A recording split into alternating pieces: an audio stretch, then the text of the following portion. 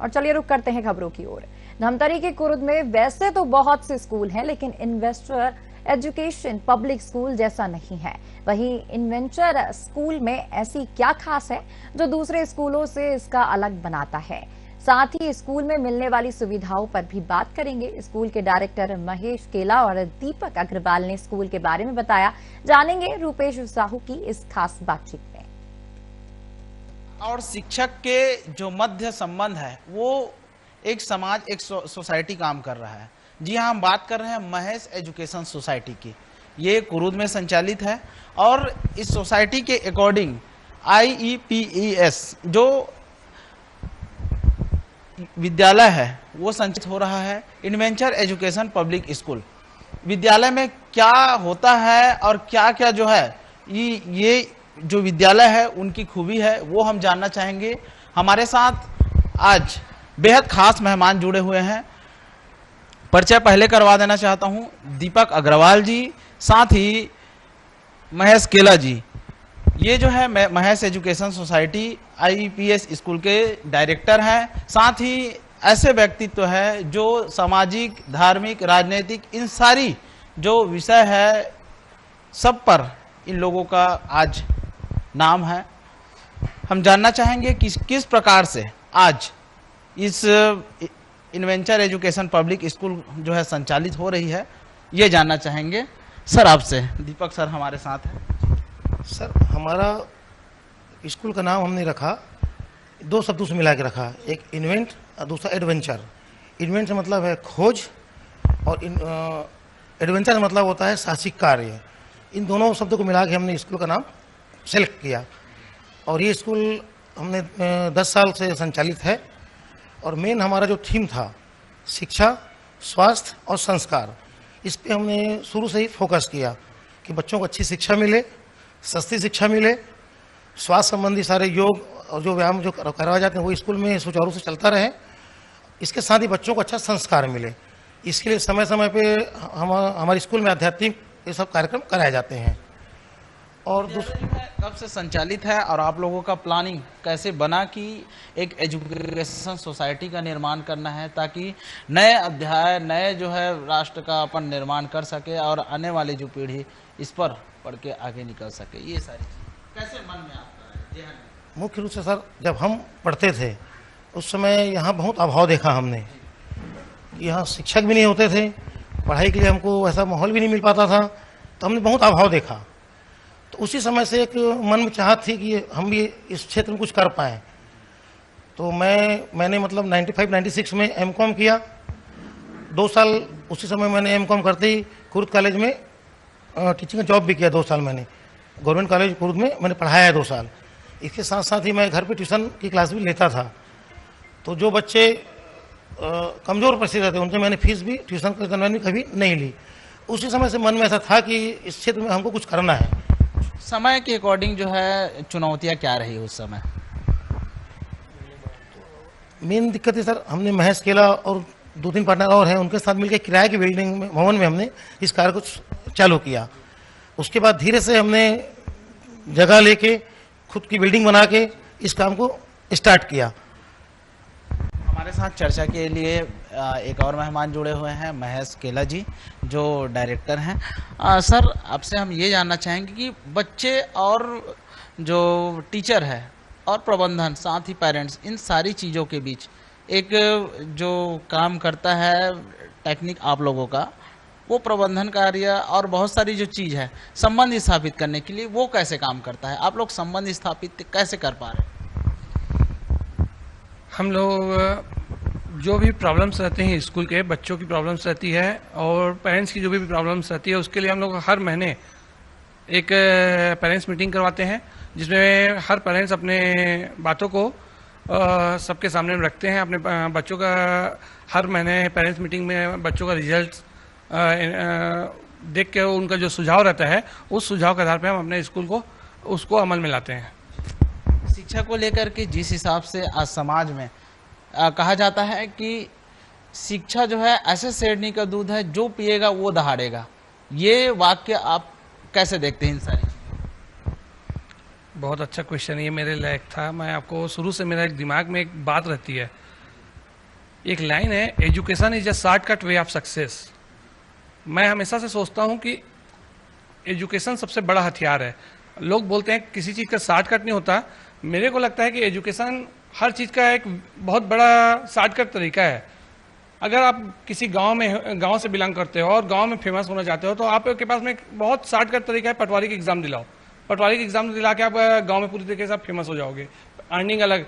उसके बाद यदि आप तहसील प्लेस पे अगर मान लो आप कुछ करना चाहते हो, आप तहसीलदार बन जाइए। अगर आप डिस्ट्रिक्ट लेवल पे कुछ करना चाहते हो, आप कलेक्टर बन जाइए। आप जिन चीज़ों को आप 20 साल 25 साल 30 साल में अचीव करते हैं लोग, उस चीज़ को आप मुश्किल से 3 साल 4 साल 5 साल के अंदर आप अचीव कर सकते हो। तो मेरा हमेशा से एक मानना है कि education is a shortcut way of success. बहुत अच्छा जो है आपका एम रहा है सर। जानना चाहेंगे कि सर IEPS जो विद्यालय है उनकी उपलब्धियां अभी तक की क्या रही है? हमारे स्कूल से सर आर्मी भी बच्चे जा चुके हैं, आर्मी में भी कुछ MBA की पढ़ाई भी कर रहे हैं। खेलकूद में भी 3-4 बच्चे मतलब स्टेट लेवल पे गए हैं, और CA की पढ़ाई 3-4 बच्चे CA भी बन चुके हैं। तो लगातार, और हाँ 2 बच्चे भी डॉक्टरी में भी गए हैं। फैसिलिटी की अगर बात किया जाए, जैसे खेल, व्यायाम, शिक्षा, स्वास्थ्य, इन सारी चीज़ों को लेकर के आप जो है डायरेक्टर, टीचर, पेरेंट्स, स्टूडेंट किस प्रकार से सजग है, ये हम भी जानना चाहते हैं।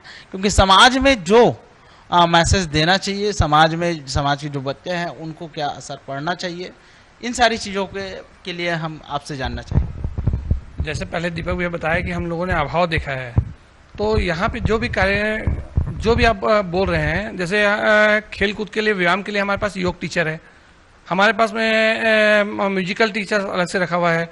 बीच बीच में हम यहाँ पे सेमिनार रखते हैं, बाहर से मोटिवेशनल स्पीच के लिए बुलाते हैं। आज ही के कार्यक्रम में हमने बॉम्बे से मधुसूदन किला जी को बुलाया था। किला सर ने बच्चों को मोटिवेट किया।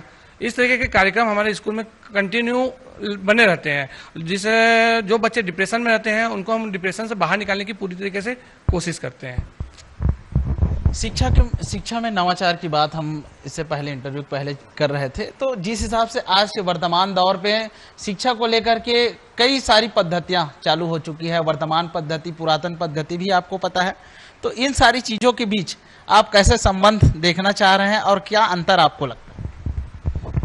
नवाचार के संबंध में आप जो बोल रहे हैं, तो हम यहाँ पे हर बच्चों को, आजकल टेक्निकल ज़माना है, तो हम सोशल मीडिया का ज़माना है, टेक्निकल चीज़ों के माध्यम से हम पढ़ाई करवाते हैं। प्रोजेक्टर हमारे यहाँ उपलब्ध है, कंप्यूटर का अलग से कोर्सेज करवाते हैं, और बच्चों को मोटिवेट करते हैं पढ़ने के लिए अलग अलग तरीके से, खेल कूद के माध्यम से।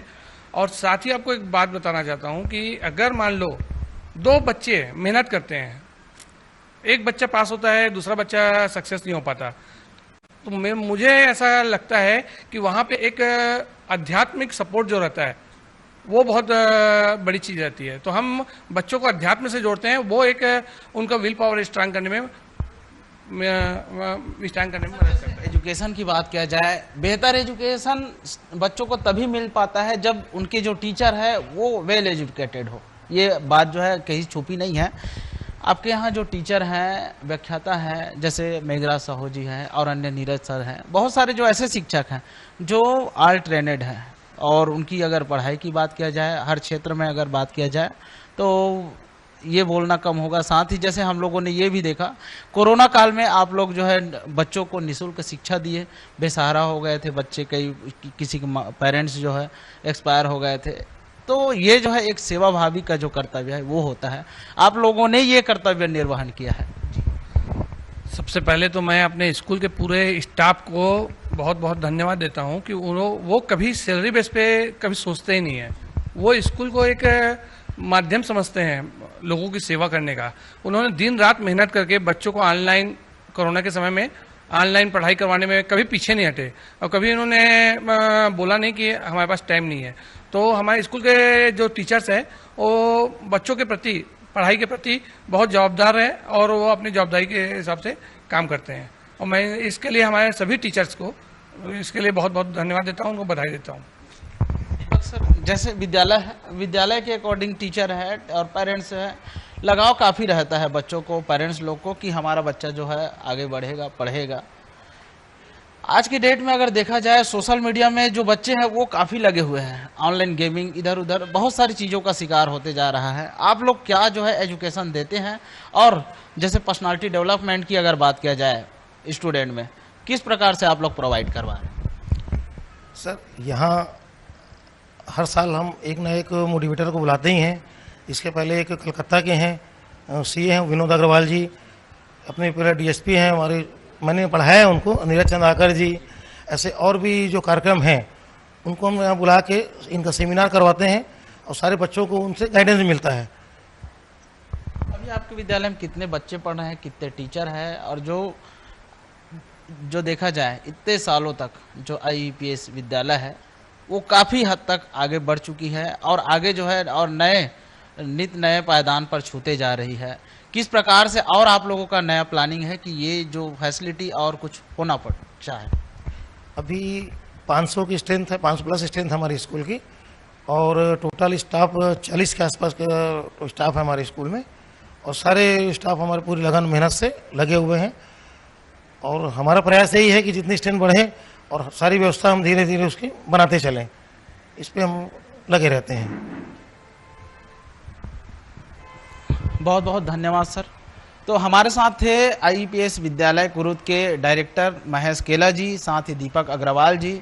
हमने उनसे चर्चा किया, काफ़ी कुछ बातें जो है बच्चों के लिए, पेरेंट्स के लिए, युवा साथियों के लिए, समाज के लिए, शिक्षा के क्षेत्र में क्या होनी चाहिए क्या नहीं होनी चाहिए, ये सारी चीज़ जो है यहाँ निकल के सामने आ रही थी। तो इसी के साथ मैं रुपेश साहू, साधना न्यूज़, धमतरी।